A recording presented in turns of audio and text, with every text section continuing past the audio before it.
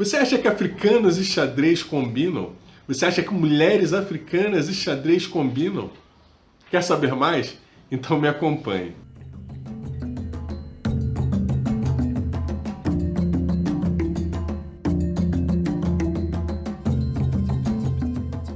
Olá, quilombolas! Para quem ainda não me conhece, eu sou o Léo Bento. Eu sou educador com formação em História, eu sou marido, pai e leitor. Você está no Quilombo Literário, seja muito bem-vinda, muito bem-vindo. Esse é o seu canal de literatura negra, africana e infantil no YouTube. Bom, e o livro de hoje é A Rainha de Catwick, que foi escrita pelo jornalista norte-americano Tim Crovers. Esse livro inspirou também o filme da Disney, que recebe o mesmo nome, e ele foi publicado aqui no Brasil pela HarperCollins. Bom, deixa eu te explicar por que eu estou fazendo a resenha desse livro. A primeira foi porque eu ganhei esse livro. A segunda é porque as personagens, os protagonistas, são pretos.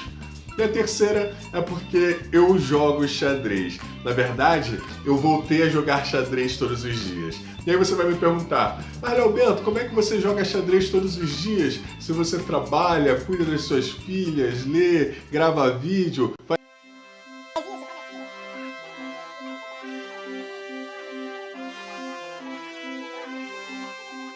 Corre, Léo Bento! No fim do vídeo eu te mostro. Esse livro narra a história de Fiona Mutesi, que é a maior enxadrista de Ruanda. Ela nasceu na favela de Catwick, nos arredores de Kampala. O livro traz uma história de superação, tanto da Fiona quanto do seu técnico, o Robert Katende. Ambos nasceram na favela de Catwick, mas Katende nasceu um pouco antes de Fiona. E ele e assim como ela, né, ele também era órfão, né, ele na verdade era órfão de pai e de mãe. Ela ficou órfã de pai, né, por volta dos 3 anos de idade.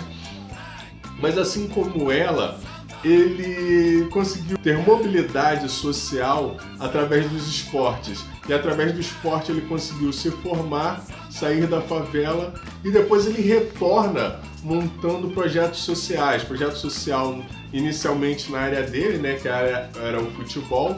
Depois ele aprende xadrez e se encanta e resolve montar um projeto de xadrez também com as crianças da favela, pensando muito em fazer com que essas crianças tivessem acesso a um futuro diferente como ele teve, né?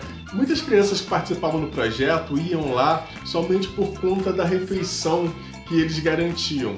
As crianças participavam do projeto aprendendo a jogar xadrez e iam lá para poder garantir uma refeição diária. Isso aconteceu também com Fiona. E depois do projeto já estar consolidado, né, do Robert já ter conseguido a quantidade que ele desejava de atletas para o seu time, ele começou a pensar o seguinte: poxa, esses meninos e essas meninas estão vindo aqui para poder jogar, mas eles precisam de um atrativo para continuar. Então um dos atrativos, né, algo para motivar essas crianças a continuarem indo lá, não só por conta da comida, mas para jogar também e poder vislumbrar outros horizontes, foi participar de um campeonato de xadrez fora da favela. Então ele levou o seu time para o campeonato de xadrez e, por incrível que pareça, eles ficaram muito bem colocados.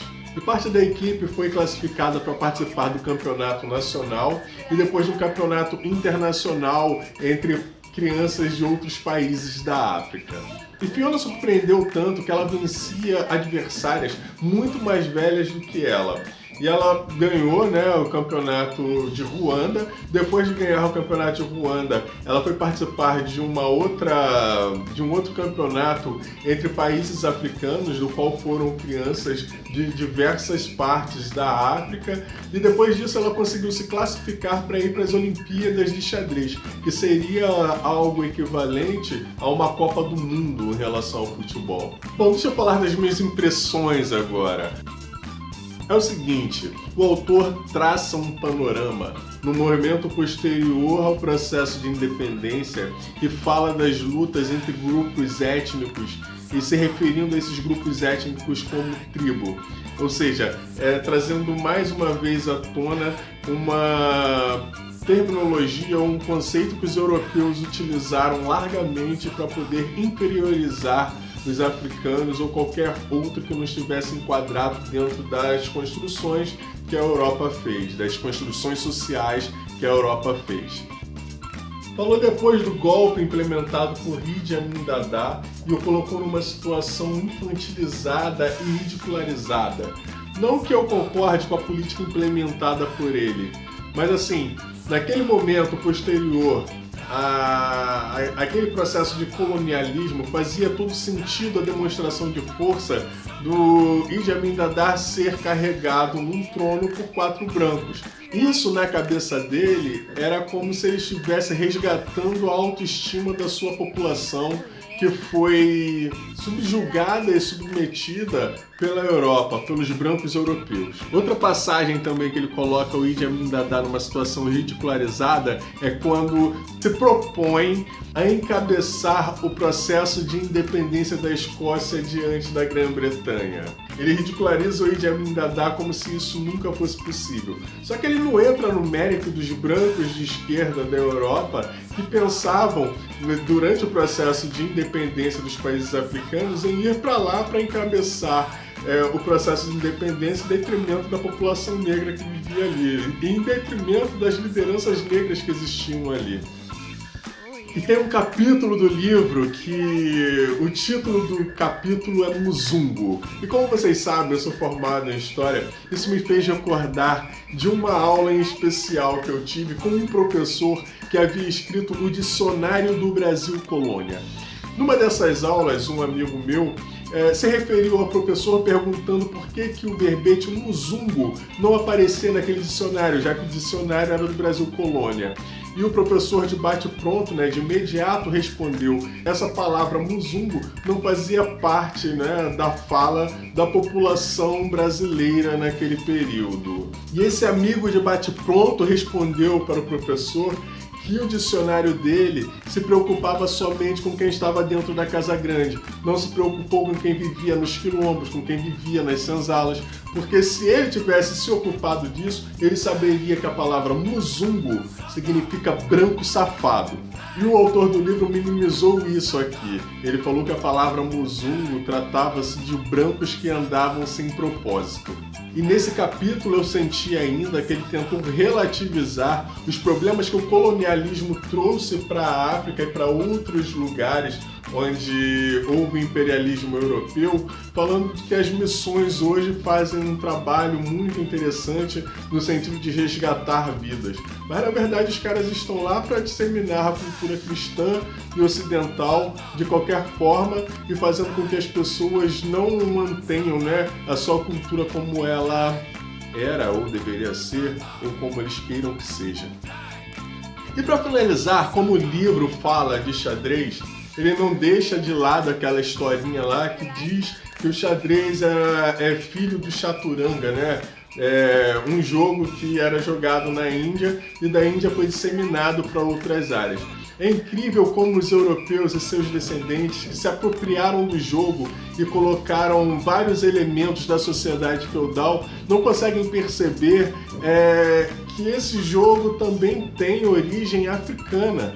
E as evidências remontam a mais de 3.000 anos antes do início da Era Comum, na Câmara Mortuária de Mera, nos arredores de Gizé, no Egito.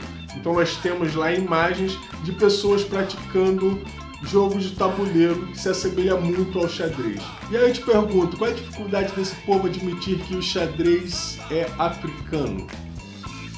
Bom, eu problematizei bastante, mas o livro é interessante, acho que vale a pena ler, principalmente para quem gosta de histórias que trabalham questão de superação. Se você já leu algo parecido dentro dessa perspectiva, escreve pra gente aqui embaixo, porque a gente precisa trocar informações. Vou pedir também para você fazer aquele negócio todo lá que a gente sempre pede, que é para curtir, se inscrever, compartilhar, para que outras pessoas possam se aquilombar com a gente também. E se você puder clicar no sininho para você receber notificação toda vez que a gente colocar um vídeo novo no canal, vai ser bem interessante. Bom, e agora chegou o momento de eu te mostrar o porquê que eu estou jogando xadrez todos os dias novamente. Eu estou criando uma grande campeã. Bom jogo!